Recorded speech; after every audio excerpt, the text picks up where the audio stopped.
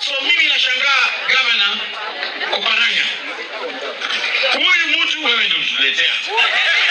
Sio ni mtoa wapi? Sio. Sasa Gavana Oparanya kwanza utuombe msamaha kwa kutuletea huyu mtu. Sio. Lakini juzi mumeona mimi, mnajua mimi niko kwa upinzani. Mimi ni mtu wa one term, sio? Lakini nilijitolea nikaenda kuona baba yangu Oparanya kwa ofisi yake. Nikampatia heshima zake, nikamuomba kwamba atusaidie huyu mtu anaitwa Baraza aende nyumbani in 2027.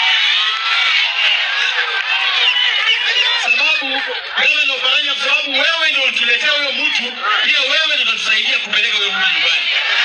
Ndio.